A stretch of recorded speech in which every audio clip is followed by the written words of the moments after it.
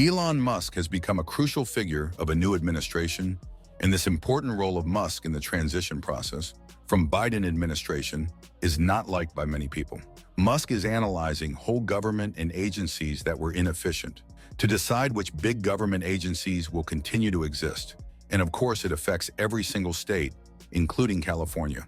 Musk even answered few questions about Department of Education and FBI that Biden administration was spending billions of dollars.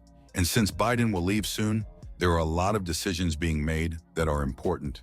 And one of the decisions that Musk disagrees with is about California Governor Gavin Newsom. So let's explain everything.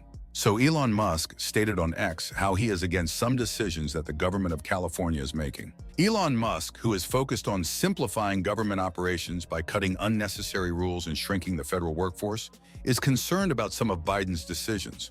Meanwhile, the transition from President Biden to President-elect Trump has begun. A memorandum of understanding has been signed, allowing Trump's team to work with federal agencies and access private information to ensure a smooth handover before the January 20th inauguration. And that's why Musk didn't like how recently Newsom floated a plan to offer new tax credits for electric vehicle (EV) buyers, potentially excluding Tesla. Newsom stated, "We will intervene if Trump's with a tax credit, doubling down on our commitment to clean air and green jobs in California. We are not turning back on a clean transportation future. We will make it more affordable for people to drive vehicles that do not pollute." Musk reacted strongly on X, calling the idea insane. The proposed California program, aimed at providing up to $7,500 in subsidies, was intended to counteract expected federal cuts to EV tax credits under the incoming Trump administration. Reports suggested it would prioritize smaller EV manufacturers over market leaders like Tesla, which had dominated California EV sales with 56% of new sales in the third quarter. Musk criticized the move, arguing that Tesla was the only EV company manufacturing its vehicles in California. Tesla's Fremont factory, which produced over 550,000 cars annually and employed more than 20,000 workers, remained its largest U.S. operation. And Musk's criticism of Newsom is not new because everything started 4 years ago. That's when in 2020, Newsom refused to allow Tesla's Fremont plant to reopen, despite Musk's demands.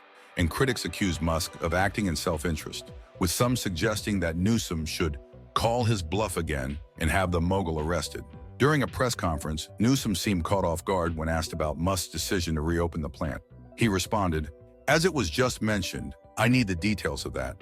My understanding is when I walked up to the podium today, that wasn't the case. I'm trying to monitor hundreds of thousands of businesses all throughout the state of California." Despite his comments, Newsom faced criticism for potentially allowing Musk to openly challenge his authority, raising concerns about the governor's ability to enforce statewide rules. And despite this conflict, Musk demonstrated a commitment to philanthropy in California in 2020. Through the Musk Foundation, he contributed to causes such as education, donating to the Merman School for Gifted Children, and medical research, with a grant to the Multidisciplinary Association for Psychedelic Studies. Musk also pledged $100 million to advance carbon capture technology, emphasizing environmental sustainability. These efforts underscored Musk's willingness to support impactful initiatives within the state, even as his personal and professional disagreements with its leadership were well documented. In 2022, California's push for unionization under Governor Gavin Newsom became a contentious issue, particularly as it intersected with Tesla's non-unionized workforce.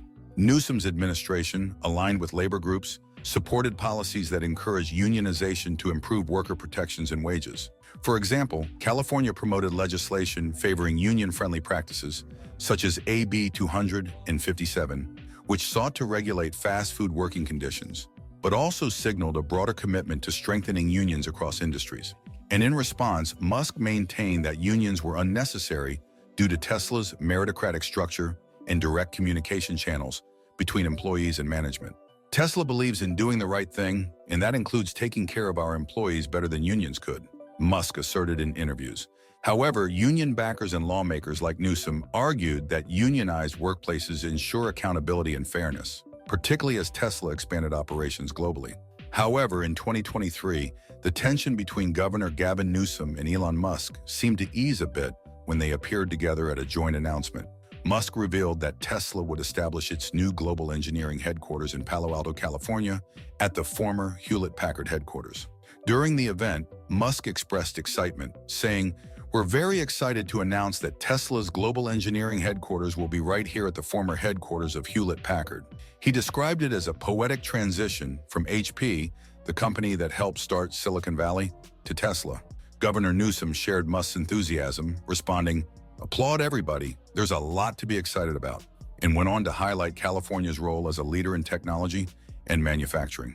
The relationship between Elon Musk and Newsom has deteriorated since Musk's 2023 declaration of non-support for President Biden. In response, Newsom criticized Musk, suggesting he had bent the knee to political pressures. And the conflict resurfaced in 2024. That's when, in 2024, the tension between Governor Gavin Newsom and Elon Musk took another turn, this time involving California's policy on electric vehicles. As we already mentioned, Newsom, positioning California as a counter to Donald Trump's policies, introduced a plan to provide rebates for electric vehicle (EV) buyers if the federal government repeals its subsidy. However, the proposal notably included market share limitations that would leave out popular Tesla models, further complicating the relationship between Newsom and Musk. Newsom had previously said, "We're not turning back on a clean transportation future. We're going to make it more affordable for people to drive vehicles that don't pollute." Political analyst Dan Schnur summed up the complex relationship, describing it as love-hate relationship. With Musk's increasing political influence, Newsom had more reason to challenge Musk publicly. While Newsom remained focused on clean energy goals, as we already mentioned, he faced pushback on his proposal from figures like Ro Khanna, a Democratic congressman who criticized the exclusion of Tesla, calling it foolish. Khanna reminded everyone of the earlier snubbing of Musk at President Biden's EV summit and warned against letting politics interfere with keeping manufacturing in California. As Newsom moved forward with his plans, the debate over Tesla's exclusion from the rebates was still ongoing. While some analysts saw it as a way to foster competition in the EV market, others, like Jessica Caldwell from Edmonds, questioned the rationale, pointing out Tesla's dominant market share in California. Nevertheless, the conflict between Musk and Newsom remained a key political issue in 2024, with both men continuing to clash over policy decisions and political allegiances. A few days ago, President-elect Donald Trump made headlines by appointing Elon Musk as the co-chair of the newly established Department of Government Efficiency, DOGE, a move aimed at streamlining bureaucracy and optimizing federal operations. Since taking on this role, Musk has ramped up his public criticism of California Governor Gavin Newsom, targeting Newsom's policies on issues like housing, energy, and the state's handling of high-tech industries. Musk has accused Newsom of fostering inefficiency and stifling innovation, framing his critiques as part of his broader mission to overhaul governmental systems nationwide. And that's it for today.